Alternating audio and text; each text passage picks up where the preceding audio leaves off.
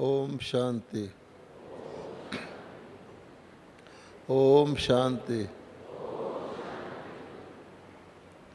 ओम शांति।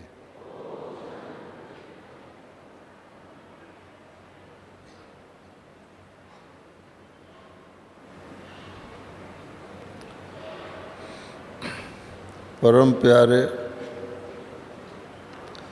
बाप दादाजी के परम प्रिय संतानों, आत्माओं, बहनों और भाइयों,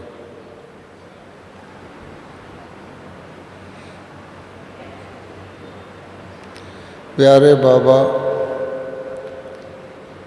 तीनों कालों को जानने वाले हैं। इसलिए बाबा ने ब्रह्मा कुमार्स और कुमारी और अपनी ब्रह्मा बाबा की, जिनके रथ में शिव बाबा पधारे हैं, और मातेश्वरी जी की सबसे पहले सफ़ेद वाइट ड्रेस निर्धारित की। ब्रह्मा बाबा अगर देखना हो कि जीवन में सादगी क्या होती है, तो ब्रह्मा बाबा उसके उदाहरण हैं। हीरे जवाहरात के व्यापारी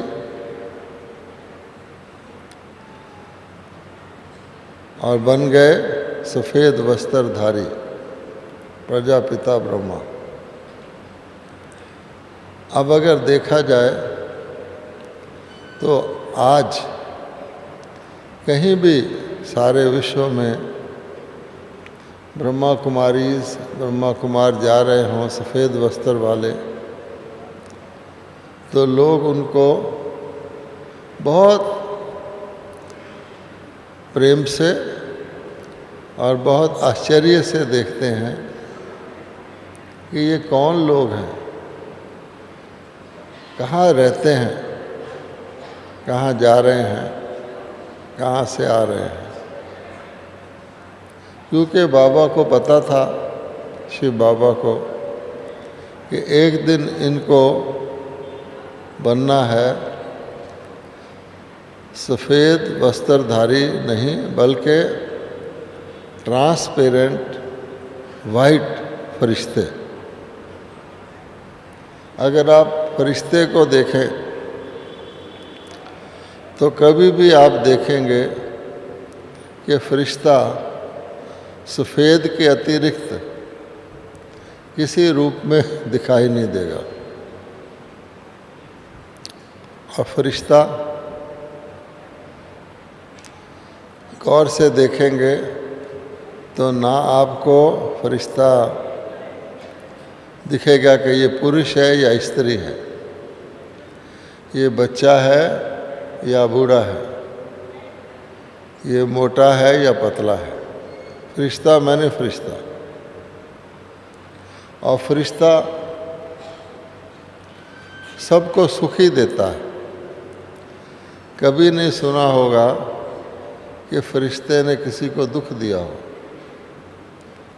और अगर सिंपलेस्ट देखना हो, सबसे ज़्यादा सादा, तो वो फरिश्ता है। वही सफ़ेद वस्त्रधारी प्रजापिता ब्रह्मा आज किस रूप में है? आज सूक्ष्म वतन में फरिश्ता रूप में है। और हम सब का लक्ष्य भी क्या है? परम धाम जाने से भी पहले, सतयुग में जाने से भी पहले फरिश्ता रूप धारण करना। अब फरिश्ता हल्का होता है, फरिश्ता कभी सोता नहीं, फरिश्ता कभी थकता नहीं,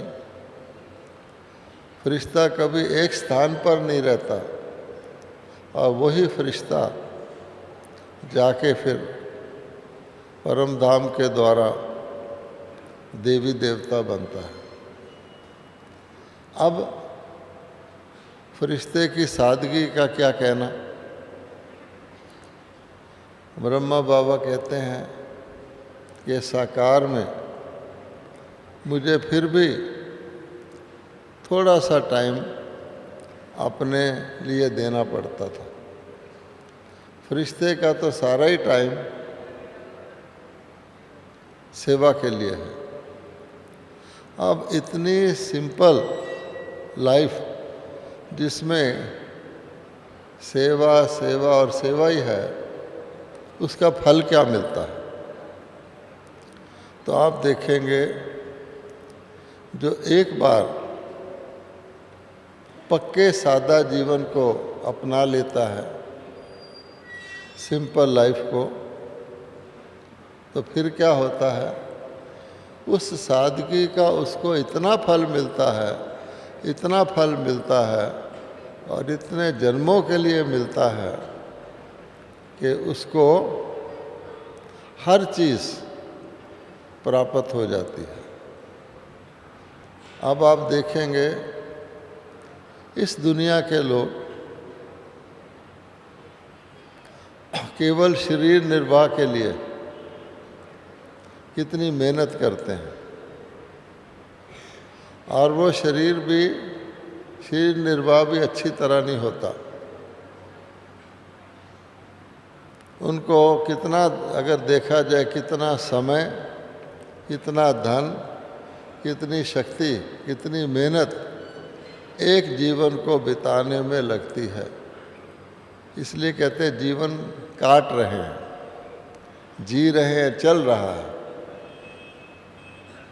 तो उसकी भेंट में फरिश्ता रूप में जिन्होंने सादगी रखी, उनकी जीवन कैसी है। तो आप देखेंगे मनुष्य कहते हैं हेल्दी, वेल्दी और हैप्पी, यानी स्वस्थ, धनवान और खुश रहना, यही जीवन का लक्ष्य है। आप ज़रा देवी देवताओं को अपने ही सतयुग के जीवन को सामने लाइए। हेल्दी, हेल्दी नहीं, वहाँ एवर हेल्दी है। और कितने जन्मों के लिए एवर हेल्दी है? आधा कल्प के लिए। बाबा तो कहते हैं उससे भी ज़्यादा उसका असर रहता है। क्यों हेल्दी है? कि सारे ही तत्व सतो प्रधान है जिनका शरीर बनता है। नेचुरल जीवन है। देवताओं के जीवन में कोई भी चीज़ नकली या आर्टिफिशियल नहीं है। तो अगर नेचुरल लाइफ होगी, यहाँ तो लोग सैर करने सुबह जाते हैं, थोड़ी ऑक्सीजन ले लें। आप सोचो, क्या श्री लक्ष्मी, श्री नारायण सुबह सैर करने जाते हैं या थोड़ी ऑक्सीजन ले लें? आज के लोग भी ऑर्गेनिक फूड खाते हैं, तरह तरह के साधन करते हैं। कोई वीट को स्प्राउट बना रहा है, कोई कुछ कर रहा है, कोई कुछ कर रहा है, और वो भी दिक्कत में आके, लेकिन हेल्दी फिर भी नहीं है। सारा जीवन रोगी और आयु भी पता नहीं। तो देवी देवताओं के हेल्थ की क्या निशानी है कि आयु भी पूरी और रोग का तो नाम ही नहीं, ना रोग ना शोक। तो हेल्दी हुए, कैसे हुए कि पिछले जन्म में वो ब्राह्मण रूप से, अर्थात ब्रह्मा कुमार और कुमारी रूप से सादा रहे। वैसे भी कहते हैं सादा भोजन करोगे तो सुखी रहोगे। अब वेल्दी जो होता है, आजकल तो लोग कागज़ के नोट से समझते हैं मैं वेल्दी हो गया। अगर हेल्दी नहीं तो वेल्दी का है क्या? वहाँ पर क्या है कि अगर आप देखें हर एक आत्मा को, चाहे वो प्रजा ही हो, उसको इतने साधन और धन नेचुरली प्राप्त हैं कि किसी चीज़ की कोई कीमत नहीं होती। वेल्दी वो है जो कीमत दे के चीज़ ले, या जहाँ जो चाहो जब चाहो उसकी कीमत ही नहीं है। कुदरत, प्रकृति सब काम करती है। वहाँ हमें नदियों पे डैम नहीं बनाने पड़ते, सड़कें नहीं बनानी पड़ती, नकली लाइट्स नहीं लगानी पड़ती, सब प्रकृति करती है। अपने आप प्रकृति समय पर बारिश बरसाती है, अपने आप प्रकृति हर काम करती है। आपको तो खाली ले लेना है जितना चाहिए, वो भी जितना चाहिए। और आज सिंपल नहीं रहे तो क्या हुआ है कि हमारा पानी बोतलों में बिक रहा है, हवा हमारी सारी प्रदूषित है, धरती भी प्रदूषित है, और उन तत्वों के बने हुए शरीर भी तमो प्रधान है। कौन वेल्दी हुआ? अच्छा, वहाँ हैप्पीनेस ढूंढने के लिए कुछ कष्ट ही नहीं करना पड़ता, सभी हैप्पी हैं। और यहाँ क्लब बनाए गए हैं, लाफिंग क्लब, एक जा कर के हा हा हा हा करो, हैप्पी बनो। बताओ तो क्या हुआ कि सिंपल लाइफ से ये सब प्राप्तियां हुई। अब परमात्मा ने जो नई दुनिया रची वो सिंपल रची, या कि आजकल की तरह जिसको कहते हैं कॉम्प्लेक्स या कॉम्प्लिकेटेड रची, और उसके आगे होता क्रुकेड। आज देखिए हम स्मार्टफोन बना रहे हैं, स्मार्टफोन, स्मार्ट सिटी बना रहे हैं। तो बताओ, नहीं है तो बना रहे हैं। और सतयुग में सब से ज़्यादा स्मार्ट हैं, कुछ करने की ज़रूरत नहीं, लेकिन हर चीज़ अपने समय पर, अपने स्थान पर, अपने तरीके से होती है। सतयुग में हमारी आँख कितना देखती है? हमारी आँख उतना ही देखती है जितना उसको देखना चाहिए, ना कम ना ज़्यादा। जितना समय तक देखना चाहिए उतना समय तक ही देखती है, ना कम ना ज़्यादा। हर इंद्री, यहाँ तो कहते हैं सी नो ईवल, बुरा देखो ही नहीं। वहाँ बुरा है ही नहीं जो आपको सोचना पड़े ये बुरा है या अच्छा है। हियर नो ईवल, वहाँ कान कितना सुनते हैं? जितना सुनना चाहिए, जो सुनना चाहिए, न कम न ज़्यादा। इसलिए वहाँ हर चीज़ अपनी मर्यादा में रहती है, और यहाँ कोई भी चीज़ मर्यादा में नहीं है। आप अपने मन को कहे इधर जा तो वो उधर जाएगा, जाएगा ही नहीं जहाँ आप ले जाएंगे। रात को कहोगे सोना है तो नींद नहीं आएगी, सुबह आँख खोलनी है तो कष्ट से खुलेगी। तो बताओ सिंपल लाइफ अच्छी है या कि दूसरी लाइफ? तो बाबा हमें क्या कर रहा है? हमें सिंपल बना रहा है। जितना सिंपल बन जाएंगे उतना ऊंचे और श्रेष्ठ रहेंगे। अब बताइए कि सबसे ऊंची स्थान कौन सा है? सारे त्रिलोक में सबसे ऊंचा स्थान कौन सा है? कौन सा है? कौन सा है जी? ऊंचा स्थान, ऊंचे से ऊंचा परम धाम। ठीक है, अब परम धाम सबसे ऊंचा स्थान है। अब वहाँ पर हम आत्माएं और हमारे परमपिता परमात्मा किस रूप में रहते हैं? एक अति सूक्ष्म छोटी से छोटी बिंदी, इससे ज़्यादा तो सिंपल कुछ नहीं हो सकता, उससे कम तो कुछ हो ही नहीं सकता। अच्छा, तो हमारा स्थान कौन सा है फिर? ऊंचे से ऊंचा। कोई साधारण बिंदी नहीं है। उस बिंदी में पूरे हमारे पार्ट, पूरे सृष्टि चक्र का भरा हुआ, और परमपिता परमात्मा में तो सभी आत्माओं का पार्ट मिलाकर, जैसे बीज में सब कुछ होता है, वो भरा हुआ, लेकिन बिंदु रूप में है। तो क्या है फिर वहाँ? अगर आत्मा की कंप्लीट 100% कंप्लीट अवस्था है, जिसमें सबसे सार समाया हुआ है, लोग कहते हैं बिंदु में सिंधु समाया हुआ है, तो वो कहाँ है?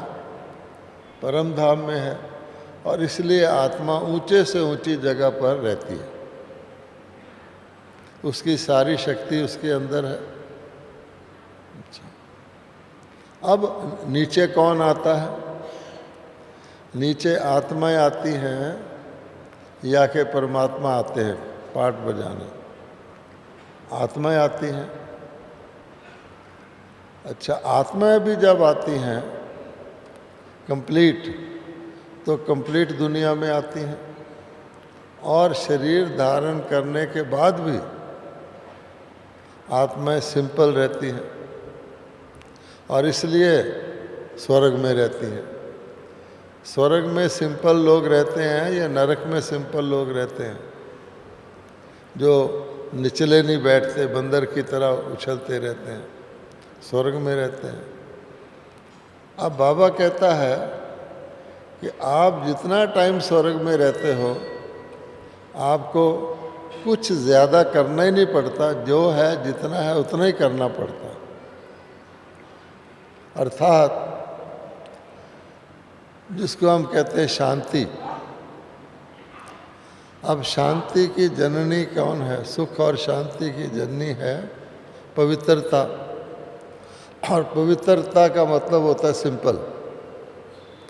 क्योंकि सिंपल जो है, उसी के लिए इंग्लिश भाषा में कहते हैं प्योर एंड सिंपल। हमेशा कहते हैं प्योर एंड सिंपल। अच्छा, पवित्र ही सिंपल हो सकता है और सिंपल ही पवित्र होगा। तो नतीजा क्या है? अगर मन के संकल्प प्योर हैं, तो उसका जो प्रोडक्ट होगा वो किस चीज़ की जननी होगी? कि हमारा मन सदा शांत रहेगा और सुखी रहेगा। पवित्रता सुख शांति की जननी है, तो मन में पवित्रता है तो पहले पहले तो मन शांत होगा, क्योंकि अगर शांति नहीं तो सुख भी नहीं हो सकता, सुख तो उससे भी आगे है। इसलिए सिंपलिसिटी की निशानी क्या हुई जीवन में?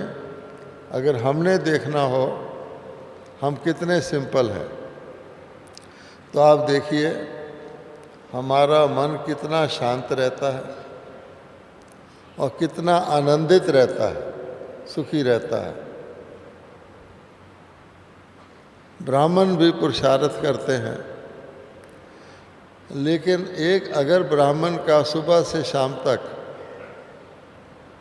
मन ठंडा ठार न रहे, ब्राह्मण को इतना ज्ञान है कि पूरी धारणा से पहले भी उसको इतना ज्ञान होता है कि वो अशांत हो ही नहीं सकता। ना उसको चिंता है, ना उसको जल्दी है, क्योंकि चिंता इसलिए नहीं है कि हर चीज़ ड्रामा में निश्चित है, जल्दी इसलिए नहीं है कि ड्रामा के अनुसार कोई जल्दी की ज़रूरत ही नहीं है। तो इसलिए अगर ब्राह्मण होकर सुबह से शाम तक किसी वक्त भी हमें थोड़ा सा संघर्ष आता है, कभी जल्दी करनी पड़ती है, कभी मन ना चाहते हुए अशांत हो जाता है, तो सिंपलिसिटी की कमी है। सिंपल को तो दुनिया के लोग भी छोड़ जाते हैं। किसी भी सिंपल का फ़ायदे क्या है कि सिंपल से कोई ईर्ष्या नहीं करता, सिंपल से कोई कंपटीशन नहीं करता, सिंपल से किसी की दुश्मनी नहीं रहती। अर्थात सिंपल की सारी ऑपोजिशन दूर है। अगर सिंपल नहीं होगा तो कोई ना कोई उससे ईर्ष्या करने वाला होगा, कोई ना कोई उसको क्रिटिसाइज़ करने वाला होगा, ऐसा नहीं ऐसा है। अब सिंपल को क्या क्रिटिसाइज़ करोगे? इसी प्रकार से हर प्रकार की विघ्न से वो बचा रहता है। अब सिंपल है तो चलेगा भी ठीक तरह, ठोकर खा के गिरेगा नहीं। सिंपल है तो उसकी हर एक्टिविटी स्लो स्पीड पे होगी और हमेशा कोई किसी भी प्रकार का एक्सीडेंट जो होता है, दुर्घटना, वो स्पीड को तेज़ करने से होती है और जितनी स्पीड तेज़ होती जाती है उतनी ही दुर्घटना भयानक होती जाती है। आज आप देखो, एक बैलगाड़ी जा रही है, उससे कोई गिर जाए तो मरेगा नहीं, लेकिन अगर कोई मोटर कार से या रेलवे से गिर जाए और प्लेन से गिर जाए तो उसका पता भी नहीं लगेगा, स्पीड तेज है। इसलिए कहा जाता है कि जब अति हो जाती है तो फिर अंत आता है। तो सिंपल व्यक्ति जो है, ब्रह्मा बाबा को हमने देखा, आपने कई पिक्चर देखे होंगे बाबा के। बाबा नेपाली टोपी पहन के बैठा है, बाबा किसान वाली पगड़ी पहन के बैठा है, लेकिन हम लोग तो बाबा के साथ रहे हैं सिर्फ खुश करने के लिए।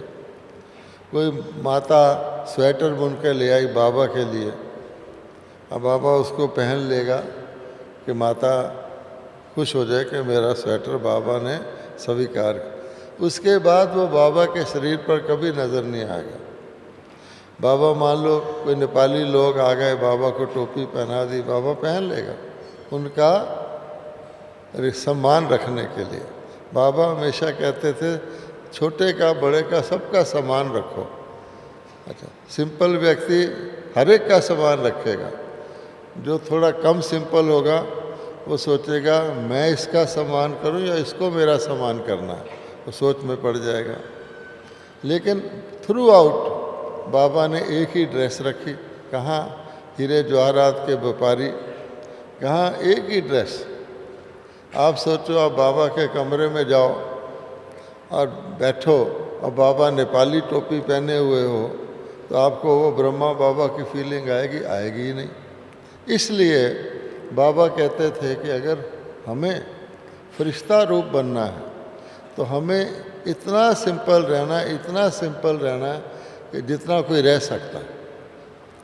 तो सिंपल को क्या फ़ायदा होता है? उसकी नेचर भी सिंपल हो जाती है, उसको मान अपमान की फीलिंग नहीं आती, उसको निरादर महसूस ही नहीं होता। कोई उसका लाख निरादर करने की कोशिश भी करे उसको फील ही नहीं होगा। ईगो ही नहीं है, अभिमान ही नहीं है। तो आपके ख्याल में कोई शरीरधारी जिसके अंदर परमात्मा आ जाए और लोग कहें कि इसके अंदर भगवान आते हैं, तो दुनिया वाले उसको छोड़ेंगे? क्या कुछ बोलेंगे? तो बाबा को सब सुना कुछ ना। बाबा कहता था मुझे हीरे के ज्वारित के तौर पर कभी किसी ने कुछ निरादर करने की कोशिश नहीं की, लेकिन सबसे ज़्यादा कलंक लगाए ये है वो है, पर बाबा को फील हुआ नहीं। हम भी देखते हैं, हमारे पास कई आ जाते हैं, ज्ञान सुनते हैं, वो हमारे घराने के ही नहीं होते। हम सोचते हैं इतनी ठीक बात कह रहे हैं, इसके दिमाग में ही नहीं आती, और हम इरिटेट हो जाते हैं, सोचते हैं कि काहे को डिबेट कर रहा है। बाबा इरिटेट भी नहीं होता था। तो सिंपल व्यक्ति मतलब है इस दुनिया में तो बहुत अच्छा है, ना कोई सिंपल की कॉपी कर सकता है। अब हम लोग सफ़ेद वस्त्र पहनते हैं, दुनिया में जाओ कॉपी कर लो। अब लोग सफ़ेद वस्त्र पहन ही नहीं सकते, बहुत सारे दुकानों पर तो सफ़ेद वस्त्र मिलता ही नहीं। तो बाबा कहता है देखो आप हो गए फैशनेबल या वो हो गए फैशनेबल, सादगी भी एक फैशन है, लेकिन वो कोई अपना सकता है। और सादगी वाले को टाइम भी वेस्ट नहीं होता। कई कहते हैं कि कोई फिलीपींस की रानी थी, उसके पास पता नहीं कितने हज़ार जूते थे। अब सोचो कि वो चुनती रहती होगी ये पहनूं या ये पहनूं, टाइम वेस्ट रखना पड़ता है। इसलिए बाबा कहता है सिंपल को हर चीज़ मिलेगी, देवताओं को कुछ भी ढूंढना नहीं पड़ता था। इतना साधन थे कि जहाँ मर्जी दुनिया में रहो, ना ज़मीन का मूल था और रहते भी धरती पर थे। आज के लोग कोई आसमान में टंगा हुआ है, कोई 14वें फ्लोर पे रह रहा है, कोई 20वें फ्लोर पे रह रहा है, वो तो धरती पर रह ही नहीं रहे। अच्छा, कुदरत ने सब कुछ दिया था, आज मनुष्य सुरंग बनाता है पहाड़ के बीच में और अखबारों में आ जाता है कि देखो इंजीनियर ने कमाल कर दिया, सुरंग बना दी, कोई लंबा पुल बना दिया। बाबा कहता है वहाँ ज़रूरत ही नहीं थी, ना डॉक्टर की, किसी ने रोगी होना ही नहीं, ना इंजीनियर की, कुदरत ही इंजीनियर थी। उसको पता था कहाँ से पानी बहाना है और हर चीज़ मर्यादा में थी। इसलिए हमें बाबा ने सिखाया है, आज का ब्राह्मण भी दुनिया का भी सफ़ेद वस्त्र पहनता है और ब्राह्मण के नाम से वो उसकी रोजी रोटी चलती है अच्छी तरह से। तो ये तो ऊपर का है, लेकिन अंदर सिंपलिसिटी शुरू होती है हमारे मन से। हमारा मन सिंपल है, उसकी पक्की निशानी क्या है, जिसको कहा जाता है संकल्प सिद्धि। आप देखेंगे कई बार कोई व्यक्ति आपके सामने आता है, आप कहते हैं अरे मैंने अभी अभी आपको याद किया था, हैं आप आ गए। वो कभी कभी होता है ना, लेकिन जहाँ हमेशा ये होता हो तो संकल्प सिद्धि का अर्थ यह है कि देवता और ब्राह्मणों को भी जो भी संकल्प करें वो सफल हो, सहफल, उसका फल ज़रूर हो, निष्फल ना हो। यानी उतने ही संकल्प करेंगे जितने होने हैं, और जो होना होगा उसका ही देवता को संकल्प आएगा। यानी 1 to 1, एक संकल्प किया वो सिद्ध ज़रूर होगा। अच्छा, आज क्या है, आज आपने कुछ भी करना हो तो कितने सारे संकल्प करते हैं तो एक सिद्ध होता है, और इसलिए बहुत फोकस करना पड़ता है। अरे इतने संकल्प सोचते रहते हैं ये हटाओ ये हटाओ। अच्छा, तो नतीजा क्या है, कहते हैं 1 ton of theory, ounce of practice. यानी 1 टन में से 1 आउंस निकलता है। आज हर चीज़ में ऐसा ही है, मेहनत कितनी फल कितना। और बाबा कहते हैं सतयुग में मेहनत है ही नहीं, फल ही फल है। तो एक संकल्प उसका एक फल, इसको कहते हैं संकल्प सिद्धि। तो उसमें क्या है कि कोई व्यर्थ नहीं है। आज व्यर्थ सबसे ज़्यादा है। कोई चीज़ करनी हो आपको कितनी प्लानिंग करनी पड़ती, कितना सोचना पड़ता है, क्या कुछ करना पड़ता है, व्यर्थ। अब हमारे पास इस वक्त बाबा के घर में 25,000 भाई बहन हैं। अच्छा, आराम से बैठे हैं।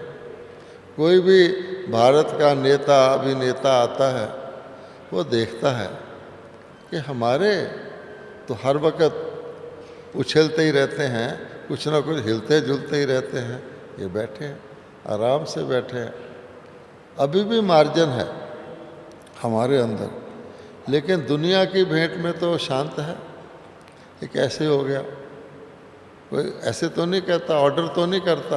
वो कहते हैं ऑर्डर करना मैंने है नहीं। यहाँ पर लॉ एंड ऑर्डर की बड़ी बड़ी पुलिस रखी जाती है, वो कोर्ट बनाए जाते हैं। बाबा कहता वहाँ नेचुरल लॉ एंड ऑर्डर है। सतयुग में कोई घड़ी बांधता है क्या आपके ख्याल में? यहाँ तो महंगी घड़ी पहन के समझते हम बहुत अच्छे हो गए, जैसे 12 घंटे के 3 घंटे 13 हो जाएंगे उनके। तो बुद्धि का फेर है ना। तो बाबा कहता है देखो आज भी पंछी हैं, सुबह आप देखोगे आकाश में जा रहे हैं लाइनें बना के खेलते हुए, शाम को अपने आप आ रहे हैं। कहाँ? साइबेरिया, उसके पंछी भरतपुर में आ रहे हैं, हर साल आते हैं। अब उनको कौन गाइड करता है? इसलिए बाबा कहता है कि आत्मा के अंदर, देवताओं के अंदर इतने शुद्ध संस्कार थे कि बोझ था ही नहीं। अब देवताओं को कोई हिस्ट्री पढ़ाई जाती है? नहीं। 8 जन्म होते हैं और यहाँ हमारे को पढ़ाई ना भी जाए लेकिन कम से कम 42 जन्मों का बोझ आत्मा के ऊपर है सूक्ष्म में। तो वो बोझ लिए फिरती है तो उड़ेगी कैसे? इसलिए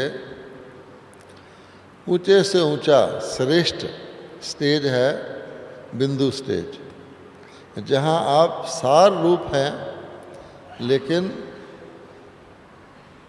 कोई, उसका तो नाम ही है शांति धाम, स्वीट साइलेंस हो। लेकिन आत्मा और परमात्मा की बिंदियों में फर्क है। परमात्मा बिंदी स्वरूप सदा ही बिंदी स्वरूप रहता है। वो यहाँ भी आते हैं तो भी बिंदी स्वरूप ही रहते, अपना शरीर भी नहीं लेते। इतनी उनके अंदर पावर है कि बिंदी स्वरूप रहते हैं, घटिया से घटिया दुनिया में भी आ जाते हैं तो भी उनको संग का रंग नहीं लगता, उनका रंग लगता है। और अपनी चुंबक मैग्नेटिक शक्ति से दूसरों को भी ठीक कर देते हैं, फिर भी बिंदु स्वरूप रहते हैं। तो ये तो परमात्मा है। अच्छा, फिर हम, तो बाबा कहता है 3 बिंदियां हैं, एक मेरी बिंदी, एक आपकी बिंदी और एक ड्रामा की बिंदी। अब हमेशा कहते हैं 3 बिंदियों का तिलक सुबह लगा के चलो तो आप सदा ही आनंदित, हर्षित, चिंता मुक्त, बेफिक्र बादशाह रहोगे। अब 3 बिंदियों का तिलक बाबा ने बहुत अच्छा समझाया है कि मैं बिंदी तो सदा शिव हूँ, कहीं भी रहूँ मैं तो शिव ही हूँ, कल्याणकारी हूँ। और शिव के लिए तो कहा ही जाता है सत्यम शिवम सुंदरम। हम बिंदी जो हैं, हम भी आधा कल्प तो हम सुखी रहते हैं, क्योंकि परमात्मा ने हमें जो कुछ भरा है हमारे अंदर वो देने से घटता नहीं। दुनिया में भी कहते हैं दान करो तो बड़ा पुण्य होगा। अब कोई कंबल दान करेगा, कितने कंबल दान कर देगा, और कंबलों से तो जीवन नहीं चलता लोगों का। अब बाबा हमको क्या सिखाता है? हमारे चारों दान जो हम करते हैं हमारा कुछ नहीं घटता, बढ़ता है। पहला दान हम करते हैं ज्ञान का।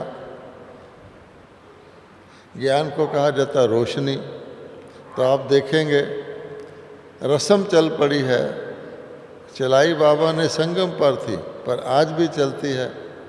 कोई भी उद्घाटन करेंगे, बाबा ने सतयुग का उद्घाटन किया तो रोशनी जलाएंगे और रोशनी से दूसरी रोशनियों को जलाएंगे।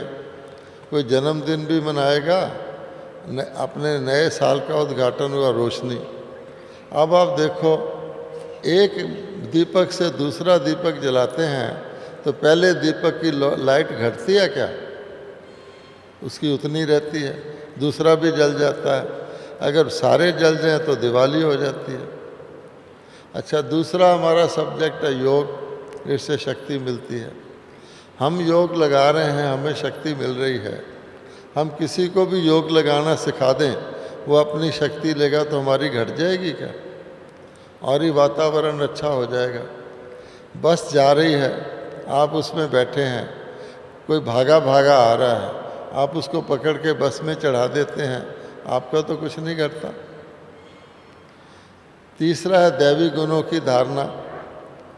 अब सतयुग में तो कोई ना तो कोई ज्ञान दे सकता है, ना कोई योग लगवा सकता है, ना दैवी गुणों की ज़रूरत ही नहीं है। लेकिन दैवी गुण क्या है, खुशबू की तरह है। आपके एक कोई गुलाब का फूल दे दे खुशबूदार, इसको सूंघो, जितना चाहिए सूंघो। अच्छा, दूसरे को भी सूंघाओ, क्या उस गुलाब की खुशबू घट जाएगी? वही रहेगी। और अगर आप रोज़ गार्डन में चले जाओ तो पकड़ने की भी ज़रूरत नहीं।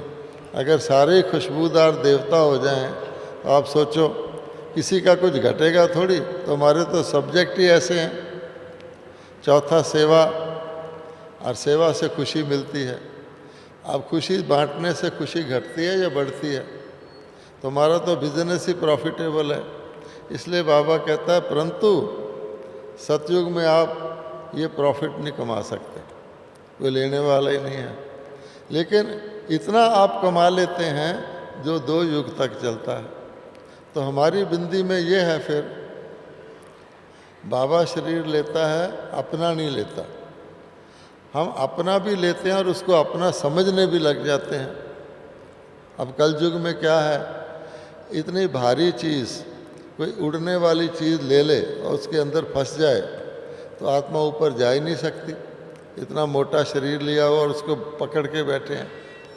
तब बाबा कहता है कि अशरीरी बनने का अभ्यास करो, रहो इसमें। दुनिया को तो ज्ञान ही नहीं आत्मा क्या चीज़ है, अशरीरी कैसे बनना है। तो बाबा कहता है चाहे 2 मिनट, 1 मिनट, आधा मिनट ये अभ्यास करेंगे तो अंत समय इजी रहेगा आपको। अच्छा, तो हमारी बिंदी जो है उसको हमने फैला लिया है।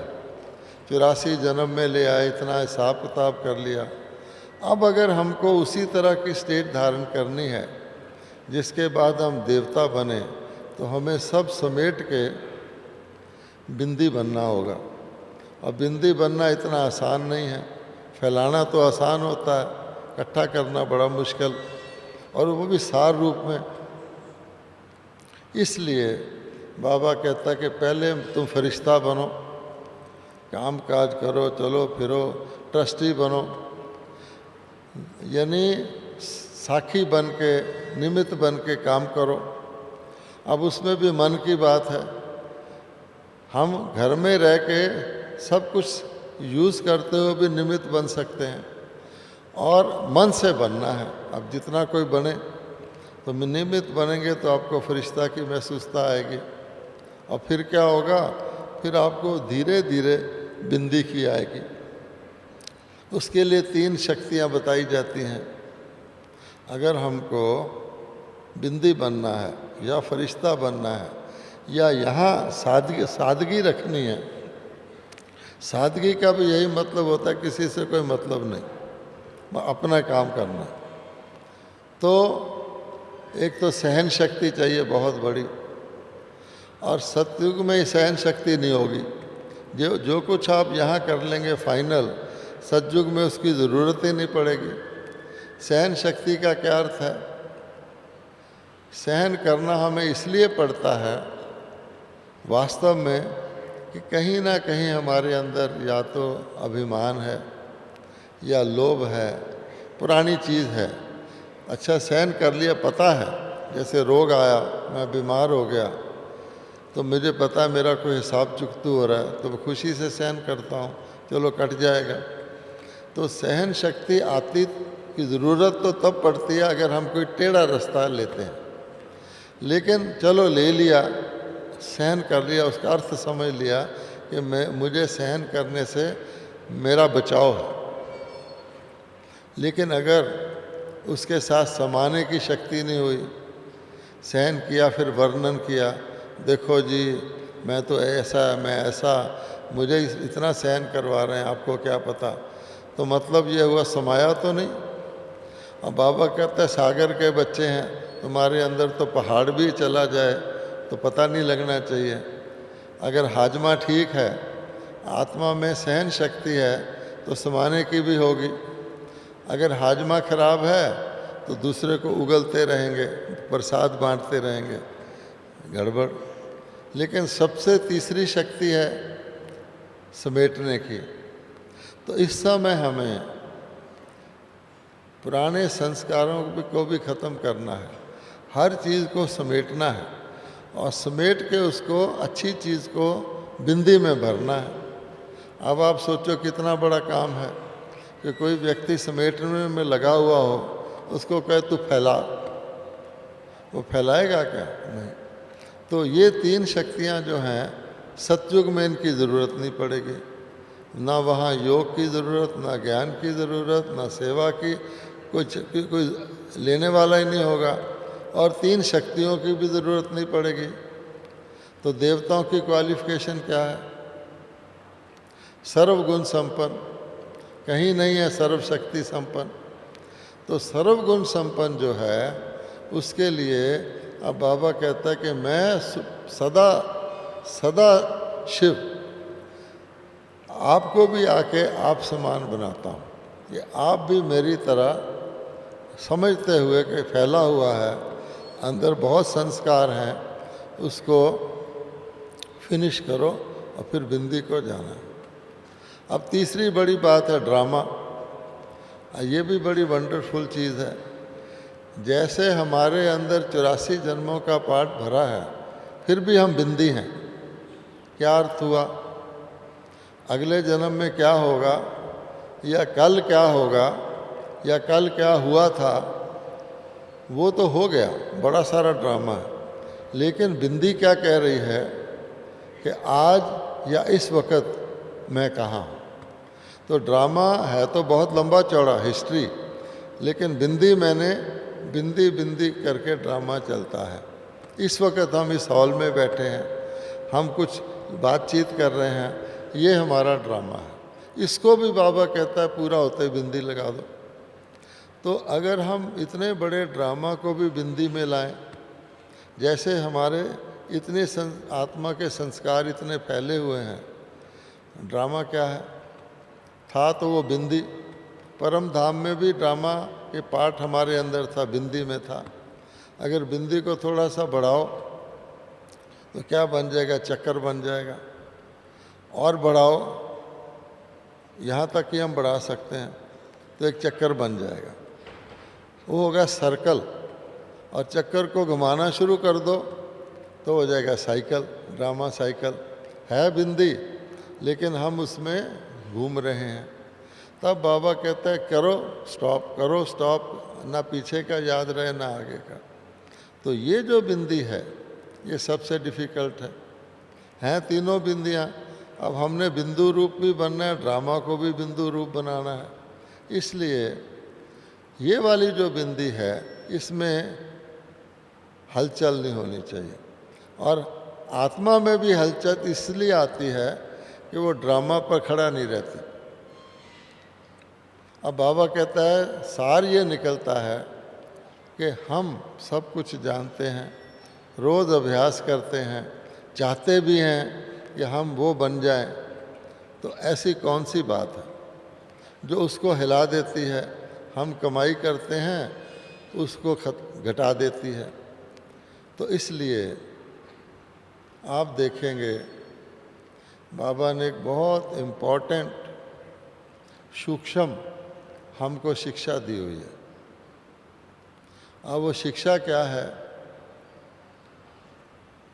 हम जानते हैं उसको, कि किसी की भी ज़रा सी भी कमज़ोरी और कमी को अपने अंदर धारण नहीं करो। बस क्या मतलब हुआ कि अगर हमने इतनी सारी कमाई की प्योर, और उसमें अपना नहीं दूसरे किसी का उसमें ज़रा सा इम्प्योर मिक्स कर लिया, तो हमारी प्योर तो अडल्ट्रेटेड हो गया कि नहीं हो गया? डिल्यूटेड हो गया कि नहीं हो गया? फिर बाबा कहता है क्या इसका असर पड़ता है? अच्छा मेहनत करके सोच के अच्छा ठीक है उसकी कमी है उसको निकालो, हम लाइट स्वरूप तो बन सकते हैं मेहनत करके, वो भी क्योंकि अंदर आ गया। लेकिन बाबा कहता आप लाइट हाउस नहीं बन सकते। आपकी सिंपलिसिटी की शक्ति, स्वच्छता की शक्ति, पवित्रता की शक्ति दूसरे को वो असर नहीं ला सकती। इसलिए बाबा कहता है अगर हम ये स्टॉप कर दें, जैसे कमल होता है विष्णु के हाथ में, वाटर प्रूफ, कि हम पर किसी का असर ना आए और हमारा असर किसी पर ना जाए। हमको ये भी देखना है मैं एक आत्मा हूँ, मैं दूसरे को अपनी विशेषता से प्रभावित ना करूँ कि वो मेरे साथ जुड़ जाए, उसके साथ जुड़े।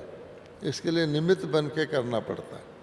तो सार ये हुआ कि हमें एक ही काम करना है अपनी बिंदी को बिंदी में आने के लिए और प्योर आने के लिए, कि किसी भी आत्मा के लिए कोई भी इम्प्रेशन अपने अंदर नहीं धारण करना। क्योंकि इम्प्रेशन धारण किया तो क्या मतलब हुआ, हमारा एक्सप्रेशन कमज़ोर हो गया। सिंपल बात है।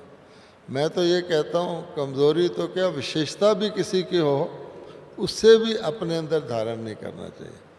उस बिंदी से कनेक्शन रखेंगे तो आपको शक्ति महसूस होगी और आपको मंजिल दिखेगी। ओम शांति।